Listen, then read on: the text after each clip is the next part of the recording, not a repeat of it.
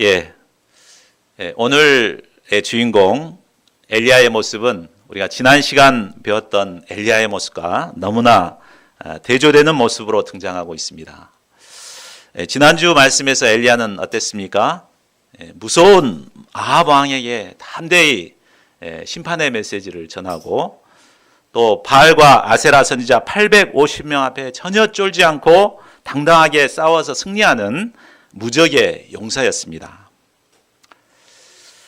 그런데 오늘 말씀에는 그는 이사벨 여왕의 말 한마디에 벌벌 떨며 하나님 앞에서 자신을 죽여달라고 떼를 쓰는 어린아이와 같은 쫄장부와 같은 모습을 보이고 있습니다. 그런데 솔직히 우리는 이 하나님의 종들의 이런 연약한 모습을 볼 때 참 위로를 받고 은혜를 받습니다. 왜 그렇습니까? 우리도 이처럼 연약한 모습으로 살아갈 때가 참 많기 때문입니다. 그런데 중요한 것은 그가 계속해서 이런 연약한 모습으로 지내지 않았다는 것입니다. 하나님을 만나고 회복하고 계속해서 사명인의 삶을 산 것입니다. 그렇다면 졸장부와 같았던 그가 어떻게 다시 회복이 될 수 있었습니까?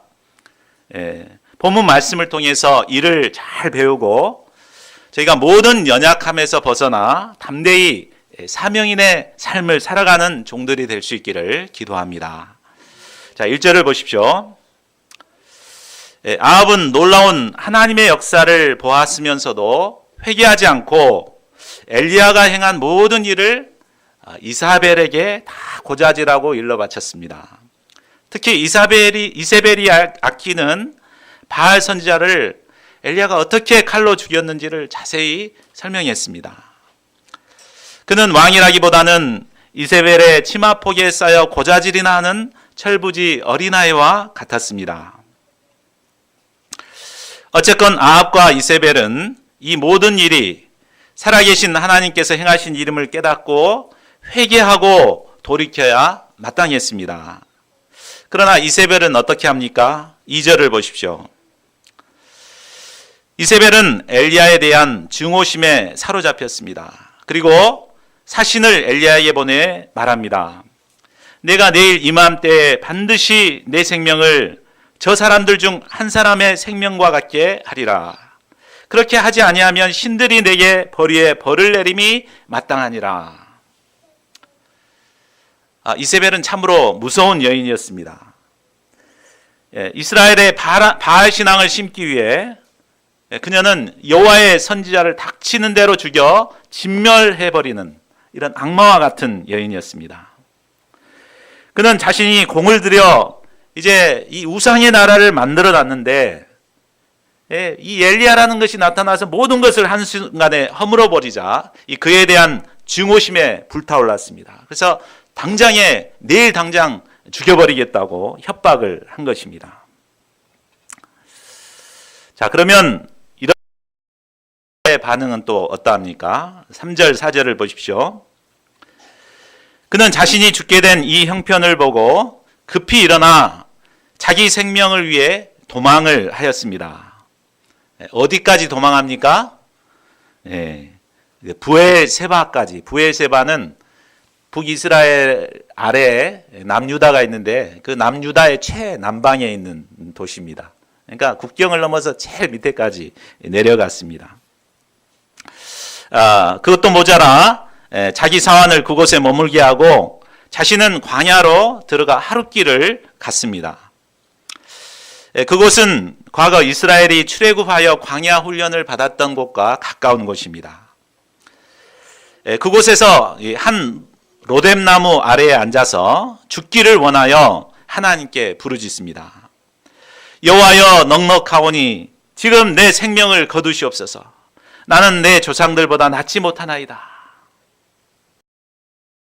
18장에 나왔던 엘리야의 모습은 두려움을 모르는 강한 용사였습니다. 그러나 오늘 19장에 나오는 이 엘리야는 이세벨 한 여인을 두려워하며 도망을 치는 모습입니다. 그것도 모자라 하나님께 자신을 죽여달라고 떼를 쓰고 있습니다. 불과 며칠 사이입니다. 이 며칠 사이에 어떻게 이 엘리야가 이렇게 되어버린 것입니까? 그것은 바로 그가 기대했던 모든 것들이 하루아침에 묻어지는 것을 보았기 때문입니다. 자, 3절을 보면 엘리야가 두려워서 도망을 간 이유가 바로 이 형편을 보았기 때문이라고 말하고 있습니다. 18장 후반부에 보면 엘리야는 아합 왕에게 비가 오니 마차를 준비하도록 배려합니다. 그렇죠? 이 바알 선지자들은 다 죽이고, 바알도 죽일 수 있는데 바알을 살려놓고 이렇게 마차 준비해서 편안히 가라고 이렇게 배웅해주고 배려를 해주고, 그리고 비가 막 쏟아지니까 엘리야가 성령 충만함을 덧입고 막 앞에 달려가서 이렇게 이스라엘까지 가는데 이제 동행을 해줍니다. 자, 왜 이렇게 했겠습니까? 뻔하죠. 아합이 하나님의 역사를 봤기 때문에 이제는 그가 돌이켜서 이제 회개하고 달라질 것을 기대했기 때문입니다. 그러나 결과는 자신이 기대했던 것과는 전혀 다르게 오히려 자신을 죽이겠다고 이제 달라든 것이었습니다. 뿐만 아니라 뒤에 14절에서는 엘리야가 하나님께 막 이렇게 하소연하는 내용을 보면은 머뭇머뭇거리던 이 이스라엘 백성들도 달라지지 않았습니다. 그들이 회개하고 막 이렇게 돌아올 줄 알았는데 오히려 자신을 죽이려고 막 이렇게 같이 막 협조하는 거 이런 거 보고 아주 기대가 이제 허물어진 것이죠. 참 자기 생각대로 모든 게 되는 게 없고 이런 모든 기대가 허물어지기 때문에 한순간에 허물어지는 것을 보니까 참 아무리 엘리야라도 한순간에 이렇게 절망의 나락으로 떨어질 수밖에 없었던 것을 보게 됩니다. 사람들은 자신이 기대하는 것이 무너질 때 두 가지 반응을 보이는 것 같습니다. 한 가지는 앞에 나온 이세벨처럼 자기 기대를 무너뜨린 사람에 대한 원망과 불평과 화를 내는 것입니다. 그래서 막 미움과 증오심으로 복수심을 갖습니다. 이는 주로 사탄 마귀에게 사로잡힌 자들이 보이는 반응입니다. 다른 한 가지는 이 엘리야처럼 깊은 절망과 두려움에 빠지는 것입니다. 이는 간혹 하나님의 택한 사람들에게서도 나타나는 반응입니다. 우리 성경을 읽어보면 아브라함도 그랬습니다. 그리고 또 다윗도 그러고 하나님의 믿는 사람이라고 해서 다 이렇게 강하지만은 않죠. 기대가 허물어지고 그러면은 잠시 이렇게 낙심하고 절망하고 할 수 있습니다. 참 우리도 하나님의 복음 역사를 섬기다 보면 참 기대대로 풀리지 않는 것 때문에 얼마나 절망할 때가 많습니까? 소망을 두고 섬겨왔던 양이 상처를 주고 떠날 때 깊은 절망에 빠질 때가 있습니다. 또 믿고 의지했던 동역자가 상처를 주는 말을 남기고 떠날 때 참 곧 망할 것 같은 두려움에 빠질 수도 있습니다. 이때 우리가 강해서 믿음으로 이 절망의 상황을 이겨내면 좋지만 우리는 연약한 인간인지라 깊은 절망의 나락으로 빠져서 이렇게 엘리야처럼 참 죽었으면 좋겠다 이렇게 하소연을 할 때가 있습니다. 엘리야도 우리와 똑같은 성정을 가진 자였습니다. 때문에 전혀 기대하지 않고 생각지 않았던 이런 일들이 막 터지니까 그는 깊은 절망의 나락으로 빠져서 참 죽여달라고 이렇게 하소연을 할 수밖에 없었던 것입니다. 자, 그런데 중요한 것은 하나님께서는 이런 절망에 빠져 있는 엘리야를 가만히 내버려 두지 않았다는 것입니다. 이제 5절부터는 깊은 절망과 두려움에 사로잡힌 엘리야를 회복시키는 하나님이 나옵니다. 우리는 여기서 극심한 스트레스와 고통 가운데 어떻게 그것을 벗어날 수 있는가 그 비결을 배울 수 있습니다. 자, 우리가 어떻게 절망과 두려움을 극복하고 회복할 수 있습니까? 첫째로는 충분한 수면과 영양을 공급받는 것입니다. 자, 5절, 6절을 보십시오. 하나님께서는 로뎀 나무 아래에서 하나님께 죽여달라고 호소하는 엘리야를 책망하지 않으셨습니다. 그리고 그대로 깊이 잠자게 하셨습니다. 심한 정신적인 스트레스로 극심한 고통 가운데 있을 때 가장 먼저 필요한 것이 편안한 잠입니다. 여호와께서는 그의 사랑하시는 자에게 잠을 주십니다. 하나님께서는 엘리야에게 로덴 나무의 그늘에서 편안하고 깊은 잠을 자게 하심으로 정신적인 쉼을 누리게 하셨습니다. 그 뒤 천사를 통해 구운 떡과 물을 공급하심으로 그에게 필요한 영양분을 공급하셨습니다. 극심한 정신적인 스트레스를 받으면 몸의 모든 기능에 문제가 생기고 또 면역 기능도 떨어지게 됩니다. 이런 상태에서는 영적인 투쟁이나 훈련이 별 효과가 없습니다. 이때 필요한 것은 이처럼 깊은 수면을 통해서 정신적인 피로를 풀어주고 또 몸에 영양을 공급해서 떨어진 면역 기능을 높여주는 것입니다. 우리가 이것은 참 잘하는 것 같아요. 그래서 잘 자고 이렇게 잘 먹고는 하는데 여기서 머무르면 안 돼서 두 번째 단계로 이제 가야 됩니다. 두 번째가 뭡니까? 바로 천사를 보내 상처난 내면을 어루만져 주신 것입니다. 자, 히브리서 원문에 보면 이 5절에 천사가 등장할 때 이것을 보라라는 감탄문이 적혀져 있습니다. 이는 절망에 빠진 엘리야를 내버려 두지 않으시고 천사를 보내 만져주시는 그 하나님의 은혜를 강조하는 말입니다. 하나님께서는 하나님의 종이 절망의 나락에 빠져 고통하고 있을 때 가만히 내버려 두지 않으십니다. 곧바로 천사를 보내 어루만져 주시고 내면의 상처를 치료해 주십니다. 천사의 거룩한 손길이 그를 어루만질 때 그는 비로소 정신적인 충격에서 점차 벗어나 새 힘을 덧입을 수 있었습니다. 엘리야는 반복해서 숙면을 취하고 천사의 어루만짐을 받았습니다. 그리고 또다시 구운 떡과 물을 먹고 마셨습니다. 그래서 이제 정신적으로 육체적으로 이제 많이 회복이 되었습니다.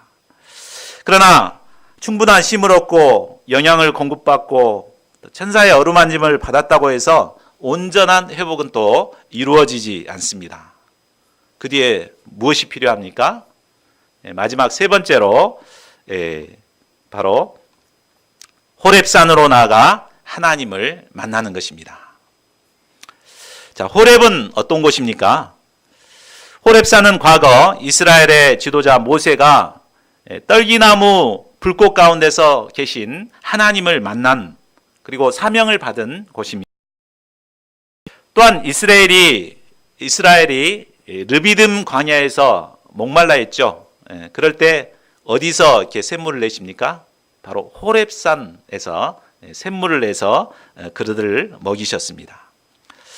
또 금송아지 우상을 숭배하던 이스라엘이 회개하고 자신들의 장신구를 떼내서 회개의 표시로 장신구를 떼내서 믿음의 결단을 했던 것도 바로 호렙이었습니다.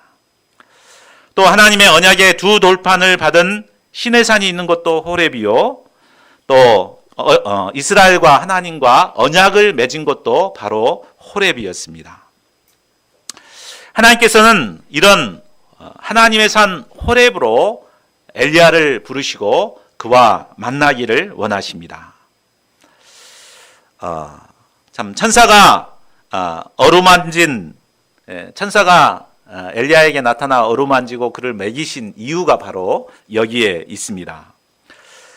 그렇기 때문에 7절을 보면 천사가 엘리야에게 이렇게 하면서 뭐라고 합니까? 일어나 먹으라 내가 갈 길을 다 가지 못할까노라. 결국 모든 것의 목적은 이제 호렙산으로 인도하기 위해서 그렇게 회복을 시켰던 것입니다.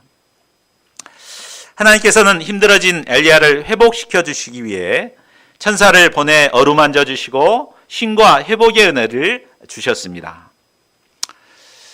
자, 우리가 힘들 때 잠을 자고 영양 보충을 하는 것도 필요합니다. 그러나 더 중요한 것은 바로 하나님과의 인격적인 만남을 통해 하나님과의 관계성을 다시 회복하는 것입니다.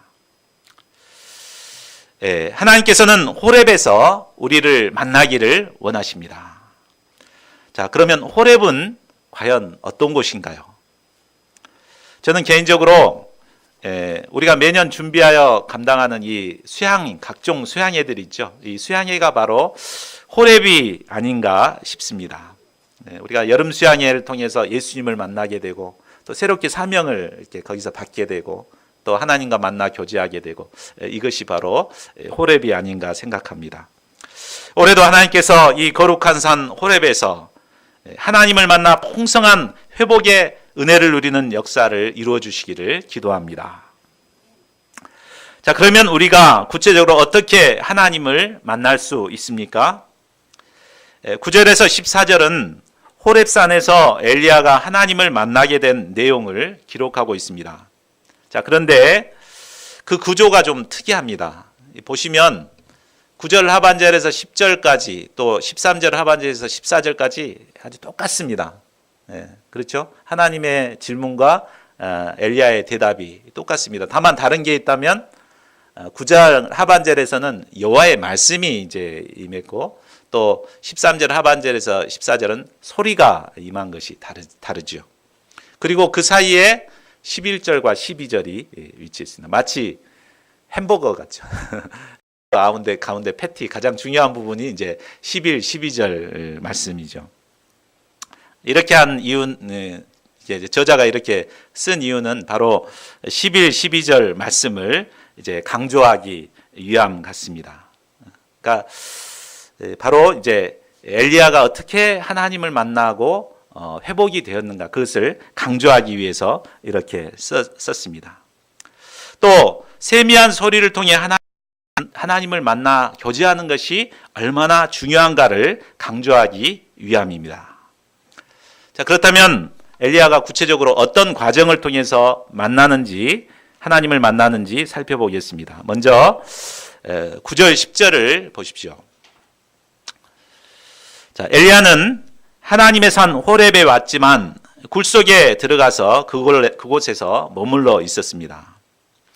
그는 충분한 휴식과 영양 보충을 하고 또 천사의 어루만짐을 통해 육체적, 정신적 모든 고통이 회복이 되었습니다. 그러나 그가 여전히 굴 속에 머물러 있었다는 것은 그의 내면은 아직도 어두운 동굴처럼 칠흑같이 어두웠다는 것을 말해줍니다.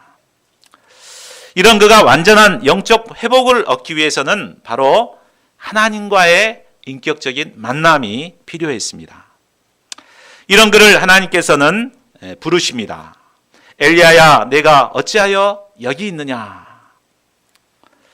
이 질문은 처음 범죄한 아담에게 찾아오신, 그래서 아담아 내가 어디 있느냐라고 물으신 하나님의 모습과도 같습니다. 하나님께서는 엘리야가 자신의 모습을 깨닫고 하나님께 나오기를 원하셨습니다. 그러나 이 질문에 대해 엘리야는 자신이 품고 있던 불편한 생각들을 마구 쏟아놓습니다. 이스라엘 자손이 주의 언약을 버리고 주의 제단을 헐고 칼로 주의 선지자를 죽였고 홀로 남았는데 이제는 그들이 자신의 생명까지도 빼앗으려 한다고 호소합니다. 그의 대답을 통해 볼 때 엘리야가 힘들어졌던 것은 단순히 이세벨 때문만은 아니었던 것을 알 수 있습니다. 바로 이스라엘 자손에 대한 배신감과 서운함이 더 컸음을 알 수 있습니다. 자, 11절을 보십시오. 이런 그를 하나님께서는 너는 나가서 여호와 앞에서 산에 서라고 말씀하십니다. 자, 좀 이상하죠? 지금 현재 엘리야는 하나님과 대화를 하고 있습니다. 그런데 하나님께서 이런 그를 다시 만나고자 이렇게 하십니다. 자, 이것은 무엇을 말해줍니까? 이것은 이제 하나님과의 이 대화는 그저 피상적인 대화임을 말해주고 뒤에 세미한 음성을 통해서 하나님과의 인격적인 만남과 참 진실된 교제를 의미하는 것을 말해줍니다. 자, 신앙생활에 있어서 하나님과의 인격적인 만남은 대단히 중요합니다. 우리는 하나님과의 인격적 만남 없이도 얼마든지 하나님과 교제하며 종교생활을 할 수 있습니다. 주일날 예배를 드리고 또 하나님의 말씀도 배우고 하나님께 기도할 수도 있습니다. 아름다운 찬양을 불러 많은 사람들에게 은혜를 끼칠 수도 있고 미사여구를 써가며 거룩한 모습으로 하나님께 기도할 수도 있습니다. 그러나 하나님과의 인격적인 만남이 없는 상태에서 갖는 이 모든 신앙의 행위들은 바로 종교 생활에 불과합니다. 이런 생활로는 하나님께서 주시는 신령한 은혜를 누리거나 자신의 삶의 변화를 경험할 수가 없습니다. 이런 자들은 수십 년 교회를 다녀도 아무런 신앙의 성장도 없고 여전히 이기적이고 교만하고 욕심으로 가득 찬 삶을 살게 됩니다. 내면은 어둡고 엘리야처럼 여전히 동굴에 거하는 삶을 살아갈 수밖에 없습니다. 참 교회에 보면 이런 사람들 참 많습니다. 종교 생활은 열심히 하는데 내면은 여전히 어둡고 변화되지 못한 삶을 살아갑니다. 그 이유가 무엇입니까? 하나님과의 인격적인 만남과 교제가 없기 때문입니다. 우리가 내면의 변화를 경험하고 영적으로 성장하기 위해서는 피상적인 종교 생활에서 벗어나 하나님과 인격적인 만남과 교제가 필요합니다. 자, 그렇다면 우리가 어떻게 하나님을 인격적으로 만날 수 있을까요? 하나님께서는 여전히 어둠에 사로잡혀 굴 속에 머무르고 있던 엘리야를 만나 주시기를 원하셨습니다. 이를 위해서 그를 밖으로 불러내셔서 산에 서게 하셨습니다. 그리고 먼저 크고 강한 바람이 산을 가르고 바위를 부수는 것을 보여주십니다. 이는 하나님의 강력한 능력을 보여준 것입니다. 하나님은 때로 이처럼 급하고 강한 바람처럼 산을 가르고 바위를 부수는 큰 능력으로 역사하시는 분이십니다. 분명히 하나님께서 역사하셨지만 그런 역사 속에서 엘리야는 하나님을 만나볼 수가 없었습니다. 12절을 보십시오. 또 지진 후에 불이 임하였습니다. 그런데 불 가운데에서도 하나님은 계시지 않았습니다. 이는 무엇을 말해주는 것입니까? 즉 하나님께서는 자신을 계시할 때 강한 바람이나 지진이나 불 같은 큰 능력을 통해 자신을 나타내시는 분이 결코 아니라는 것입니다. 물론 하나님께서 하시지만 그것 자체가 하나님을 나타내는 것은 아닙니다. 그런데도 사람들은 이런 큰 능력과 큰 역사를 통해서 하나님을 만나기를 기대합니다. 그래서 하루아침에 큰 권능과 능력이 나타나 내 병을 치료를 해주고 꿈속에서라도 막 나타나고 큰 능력을 행해주기를 기대합니다. 귀신이 쫓겨나가고 막 수많은 사람들이 막 회개하고 막 뒤집어지는 역사들을 기대합니다. 그러나 하나님께서는 이런 표적 자체를 통해서 하나님을 계시하는 분이 결코 아니십니다. 우리가 복음서를 보면 잘 이해할 수 있습니다. 복음서에 나타난 예수님께서 얼마나 많은 능력을 행하셨습니까? 당시에 이스라엘 백성들은 이 하나님의 놀라운 능력을 보고 예수님을 많이 따랐습니다.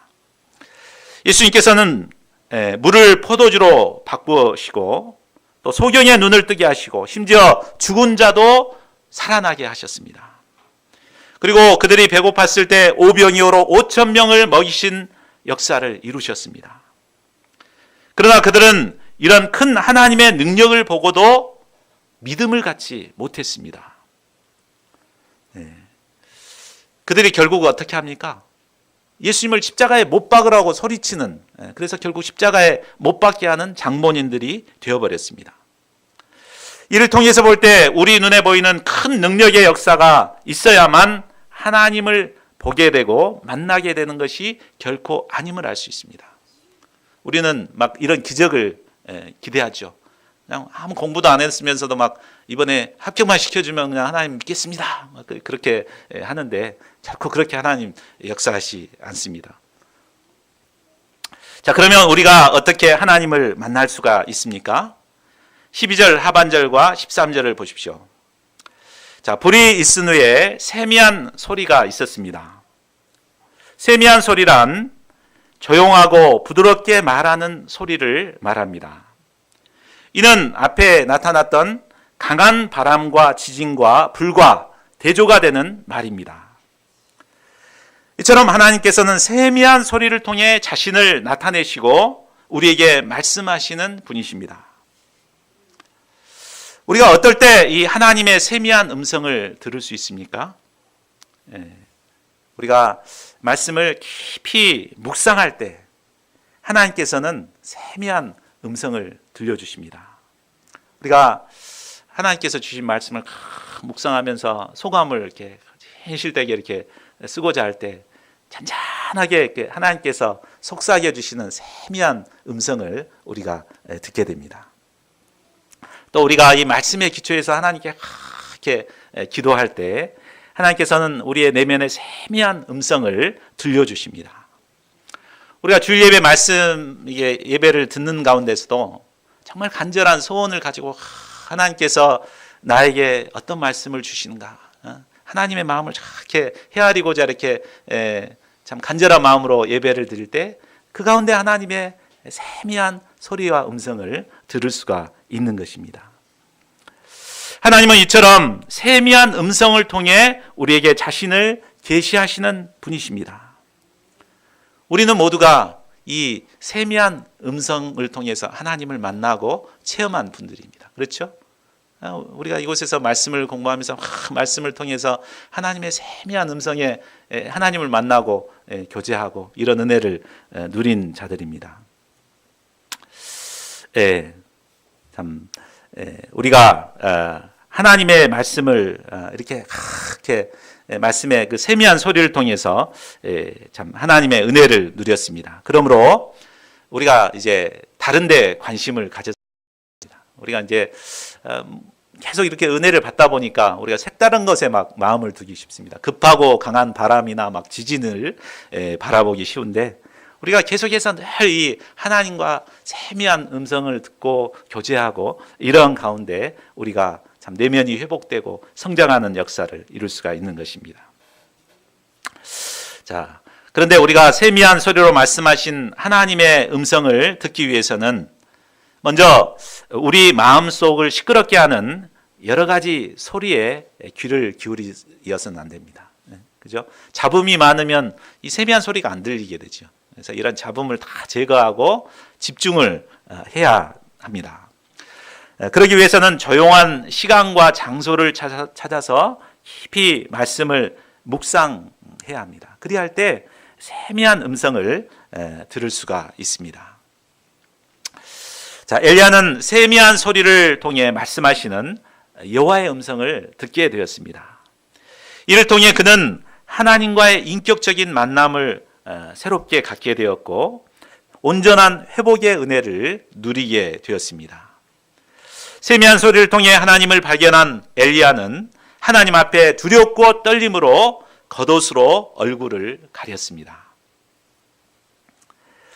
이제 세미한 소리를 통해 하나님을 발견한 엘리야에게 하나님께서 다시 말씀하십니다. 엘리야야, 내가 어찌하여 여기 있느냐? 이는 사명의 땅을 떠나 있는 그를 책망하시는 하나님의 음성이었습니다. 이에 엘리야는 그동안 자신이 힘들어하던 내면의 문제를 솔직하게 토로합니다. 14절을 보십시오. 그는 자신은 하나님께 열심히 유별하지만 이스라엘 자손들은 주의 언약을 버리고 주의 제단을 얼고 칼로 주의 선지자들을 죽였다고 말합니다. 그리고 이스라엘 가운데 오직 자신만 홀로 남았다고 말합니다. 그는 열심히 섬겼는데도 자신밖에 남지 않았다는 피해의식과 또 자신을 도와줄 동역자가 한 사람도 없다는 고독과 외로움에 지쳐 있었습니다. 거기다가 이제는 이스라엘 모든 자손들이 자신의 생명을 빼앗으려 한다는 두려움에 사로잡혀 있었습니다. 어떻게 보면 정말 믿음이 없고 연약한 자의 말입니다. 그러나 이는 그동안 자신이 힘들었던 문제를 하나님 앞에 솔직하게 드러내는 진심 어린 고백이었습니다. 자, 앞서 이야기했듯이 13절 하반절과 14절에 하나님과 엘리야의 나눈 대화와 9절 하반절과 10절에서 나누었던 대화의 내용은 똑같습니다. 그런데 다른 점이 아까 볼 때 어땠습니까? 하나님과의 인격적인 만남이 없는 피상적인 대화였는가? 세미한 음성에 기초한 대화였는가? 이게 이제 다른 거죠. 똑같은 대화였지만 피상적인 대화는 엘리야의 내면 문제를 해결해 주지 못하였습니다. 그래서 그는 여전히 어두운 동굴 속에 머무를 수밖에 없었습니다. 그러나 하나님과의 인격적인 만남을 통해 이루어진 대화를 통해서 엘리야의 내면의 모든 상처는 치료되었습니다. 그리고 온전한 회복이 이루어지게 되었습니다.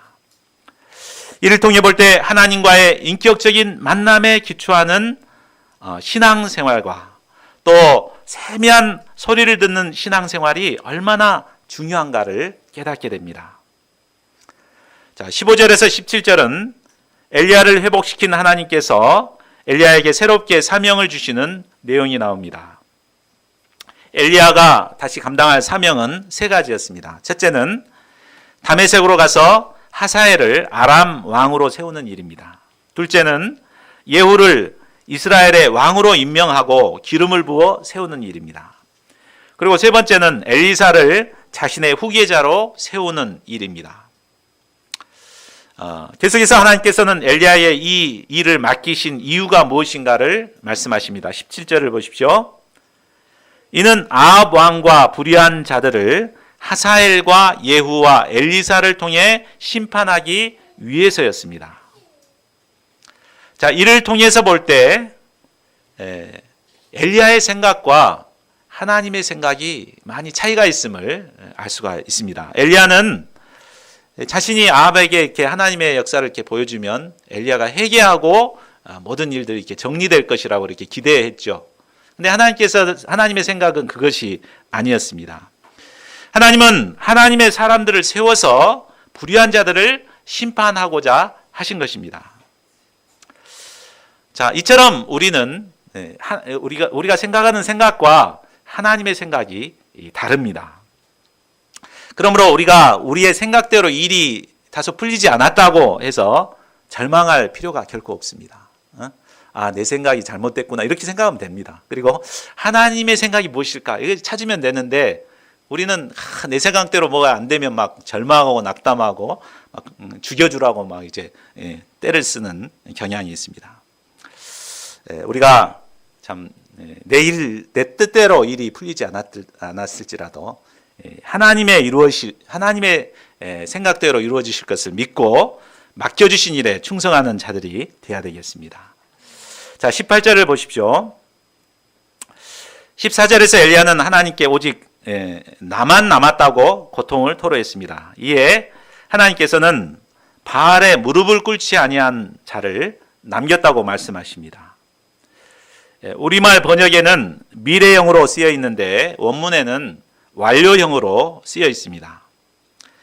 이는 이미 하나님께서 7,000명을 동역자로 남겨주셨다는 말입니다.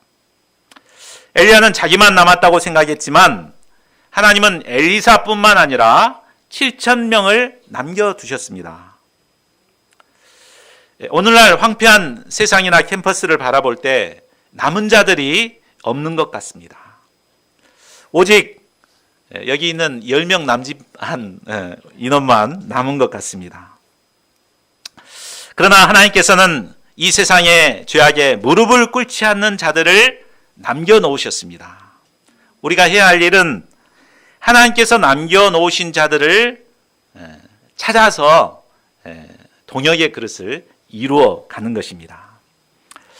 저희가 힐링과 회복의 은혜를 덧입고 하나님께서 남겨놓으신 동역자들을 세우는 일들을 잘 감당할 수 있기를 기도합니다. 자, 19절에서 21절은 엘리사를 후계자로 세우는 내용입니다. 엘리야가 엘리사를 만났을 때 그는 농부로서 밭을 갈고 있었습니다. 그가 12결이 소를 갈고 있는 것을 볼 때 그는 아주 부자인 것을 알 수 있습니다. 그 당시 농부는 굉장히 귀한 직업이었습니다. 겉모습만 보면 엘리사는 별로 영적인 것에 관심이 없는 사람처럼 보입니다. 그러나 엘리야는 믿음으로 그에게 그의 겉옷을 던졌습니다. 엘리야가 입었던 겉옷은 선지자의 옷으로, 이는 엘리사를 선지자로 부르는 의미였습니다. 우리가 결혼식 때 부케를 던지죠. 부케를 던지면 다음번 이제 받은 사람이 이제 그 결혼하고자 하는 소원이 있는 사람들이 서로 받고자 이렇게 합니다. 그러니까 이것을 벌써 던지고 그걸 받으면은 이제 내가 선지자가 되겠다, 이것을 영접하는 것이죠. 그런데 이제 엘리야가 어떻게 합니까? 20절을 보십시오.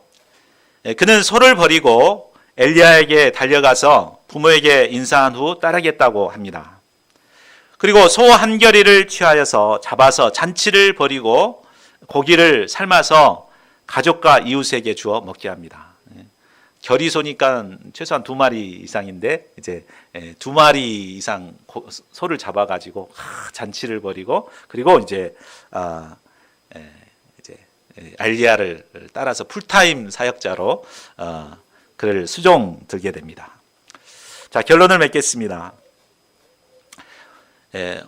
우리는 오늘 위기에 빠진 엘리야를 찾아와 치유와 회복의 은혜를 베푸신 하나님을 배웠습니다. 우리가 치유와 회복의 은혜를 누리기 위해서는 충분한 휴식과 영양분을 공급받고 또 천사의 어루만짐을 받는 은혜도 필요합니다. 그러나 무엇보다 중요한 것은 말씀을 통해 하나님께서 주시는 세미한 소리를 듣고 하나님을 인격적으로 만나 교제하는 것입니다.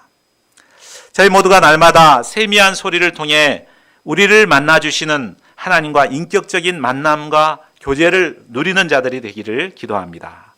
그래야 온전한 치유와 회복을 누리며 이 시대에 많은 상처받은 자들을 돕고 섬기는 사명인의 삶을 살아갈 수 있기를 기도합니다. 요절 말씀 12절을 같이 읽고 우리 함께 기도하는 시간 갖겠습니다. 시작. 또 지진 후에 불이 있으나 불 가운데에도 여호와께서 계시지 아니하더니 불 후에 세미한 소리가 있는지라.